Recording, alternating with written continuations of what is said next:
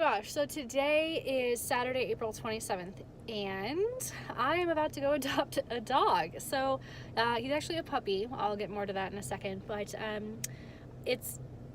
I'm calling it a spontaneous decision, but truthfully it's not really a spontaneous decision. So back, oh gosh, a year and a half ago when I first got my rotation schedule, I saw that my very last rotation of my clinical year of veterinary school was spay and neuter, which is a rotation where you spay and neuter rescue animals. So me and my bleeding heart.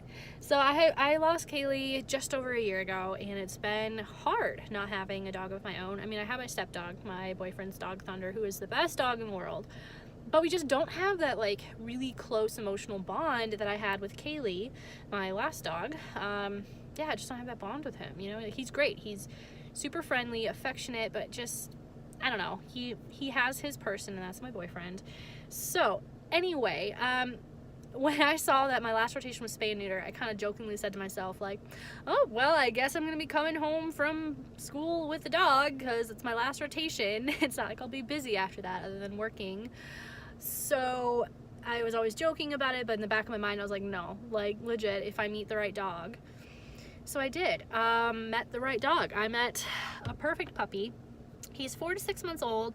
There's a little bit of a question with that just because his teeth are really confusing, because there's like ranges for when they lose different teeth and get different teeth and all that stuff, and it's usually like some of them are pretty exact, others are like 4 to 6 months. Well, he's got a combination of things. He still has his baby canine teeth, but he's losing his premolars, so his adult premolars are coming in, and I think he might actually have an adult molar in the back. So confusing, because usually that's not the order of things. So there's a little bit of a concern that his canine teeth here are not getting pushed out by his adult canines, which is a problem. And then he has like a fractured tooth in the back here, so it's just the enamel right now, so we're gonna watch it, but it might need to be extracted later. And he's from down south, so he might end up having heart rhythm disease. That just hasn't shown up on tests yet, because that's just the reality. So so yeah, potential for him to be a little bit of a lemon, but he's got the best personality, like truly the best personality. He's very laid back and calm, and just, I don't know, he's just the best. And my last dog had a lot of behavioral issues. I mean, she was safe around us, but she was very wary around strangers, very wary around other dogs. She had anxiety. She, in the end, ended up having really bad anxiety. Just there's so many changes in my life, and so that was fun. No, it was horrible actually. So my main area of concern was personality and behavior issues, and this dog does not seem to have any. Granted, he's young, so there's a chance, but still, in general, no, he's great. So I'm gonna go see him. So I neutered him on Thursday. I didn't say that part. I met him that day. There was this other puppy. I was like, oh, she's so perfect. And I mean, she was cute and everything. That's why I was saying she was perfect. And she was like snuggling me, and she was being adorable. And then found out that another group was going to be spaying her, and I was going to be neutering this other dog, Carl, that I hadn't met yet, but he was a little bit bigger and kind of shy and everything, so I just didn't really pay much attention to him. And then it wasn't until later on,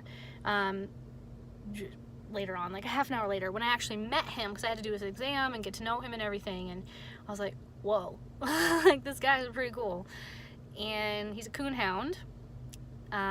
He might have a little bit of pity in him, but if it's any, it's just like that much. So not that it matters, but just he doesn't look like a pit bull. He just has a little bit of a softer face than a hound does, but we'll see what he looks like when he's an adult. Anyway, it's really exciting because he's perfect. So after I had done my first surgery of the day, I was putting her back in the kennel, and this was in the kennel right above Carl's, and I was like, you know, just recovering this dog and paying attention to her, and I just felt this little tap, tap, tap on my leg, and I looked down, and there's Carl looking up at me, and just has the sweetest look on his face. His little tail's just going like this, kind of slowly, and I was like, hi, handsome, and he went, ah. And I said, I'll play with you in a little bit, but I'm a little bit busy right now. And he, I swear, just went, and like turned around and laid down. And so he's the kind of dog where he loves being in a kennel. He loves when you pay attention to him, but as soon as you stop paying attention to him, he's like, all right, I guess I'll go do my own thing. So he's very independent, but not in a bossy way. So I don't know how to describe it because I'm not great with behavior in dogs, but everything I've seen is perfect. So anyway, I fell in love with him. Couldn't stop thinking about him after I went home, and kept talking to everybody about him. So Friday rolls around, and I was gonna go visit him again. Found out he wasn't at the shelter anymore. I was like, oh, okay, well, I guess it wasn't meant to be. Turns out he was being transported to another shelter, which is right next to the town that I live in. Because for my rotation, it's on the other side of the city, so it's like an hour drive. Well, they moved him to the shelter that's like 10 miles away from me. So I'm like, okay. So as soon as I got off work, literally as soon as I got done with my rotation, I drove out to the shelter, walked in, said, I want to see Carl. Went back, met with him, played with him in a room for like an hour. And at one point there was this lady that came in with her 3 little kids. They were all like 3 and under. And she was looking through the glass into the room that I was in with Carl, and she's like, look kids, there's your puppy, there's Carl, we're gonna get him, he's our puppy. And I felt guilty because I'm like, oh my gosh, this woman is promising her kids, and I have already put this dog on hold. Like, I had already put my $25 down. I was putting this dog on hold. I was going to give it, a couple hours to just confirm with my boyfriend and our landlord that it was okay. And I was going to come back the next day and get him. And I felt guilty because, like, oh, she's got 3 little kids and this dog would be perfect for them. And I went, hang on. I have a kid who deserves a perfect dog. I deserve a perfect dog. Not to mention this dog has some dental issues that need to be worked on.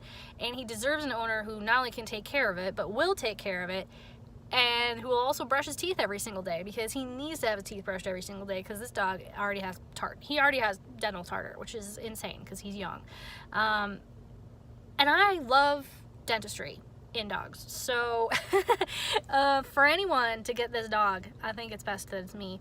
Plus there's the whole heartworm disease thing. Like, I'm prepared to handle that, to do the treatment for that and everything like that. Like, it's expensive, but it's worth it. So prepared for that.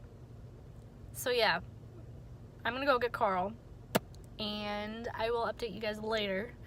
I know I look like a hot mess, but it's because I'm like, I woke up, just puppy-proof the whole main level of the house, and now I'm gonna go get a dog bed. So I already have a kennel.